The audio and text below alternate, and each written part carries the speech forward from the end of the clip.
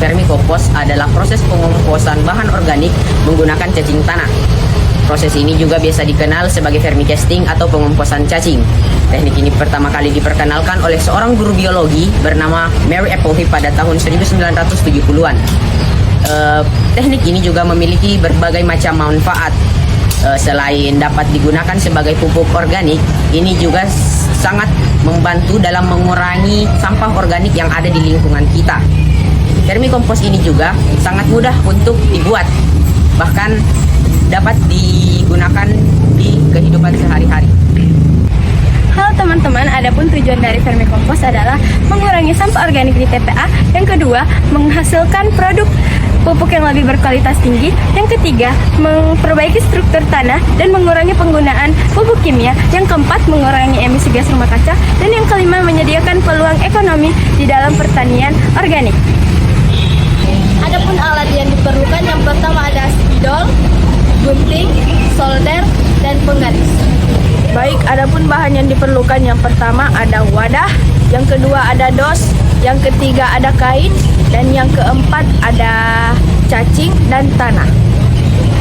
Nah, teman-teman, itulah tadi pengertian alat dan bahan, tujuan, manfaat, serta sejarah dari vermikompos.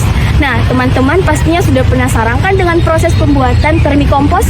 Nah, maka dari itu, marilah kita melihat proses pembuatan vermikompos.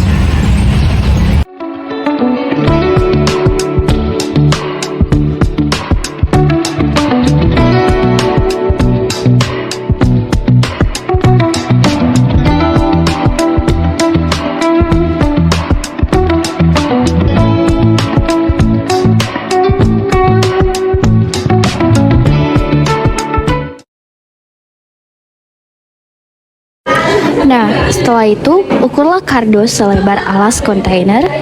Kemudian, potonglah kardus yang telah dibentuk sebelumnya.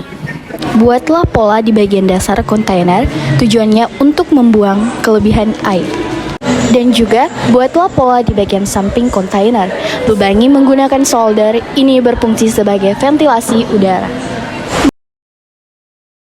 Masukkan kardus ke dalam kontainer untuk mencegah cacing keluar melalui lubang di bagian dasar kontainer.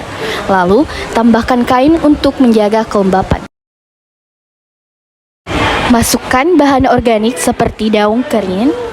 Lapisi dengan pupuk ke dalam kontainer. Bisa juga menggunakan media tanah bekas pakai atau kompos yang sudah jadi.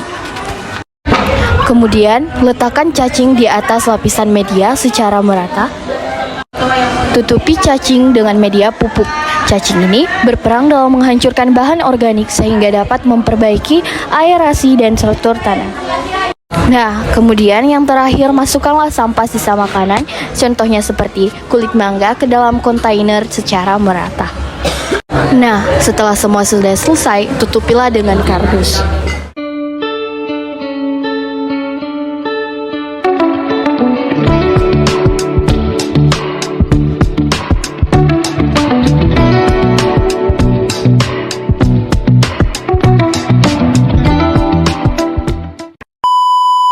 Mengapa sih vermikompos harus setiap saat dijaga kelembapannya?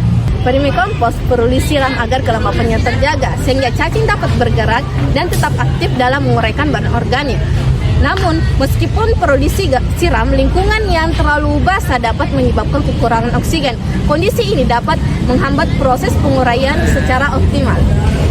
Oke, baiklah teman-teman, setelah mengetahui cara pembuatan vermikompos, selanjutnya ada dua informasi yang perlu Anda ketahui. Yang pertama adalah memberi makan cacing secara rutin dengan menggunakan sampah organik. Contohnya seperti sisa-sisa sayuran dan kulit buah-buahan. Oke, yang kedua yakni mengatur kelembapan tanah pada wadah dengan menggunakan air untuk menunjang kehidupan cacing. Oke, baiklah teman-teman, jadi ini adalah hasil akhir dari pembuatan vermikompos. Semoga bermanfaat. See you on next time. Ayo teman-teman, saatnya kita menjadi pahlawan untuk bumi kita dengan membuat kompos dengan teknik vermikompos. Tak hanya murah, Tapi juga ramah lingkungan.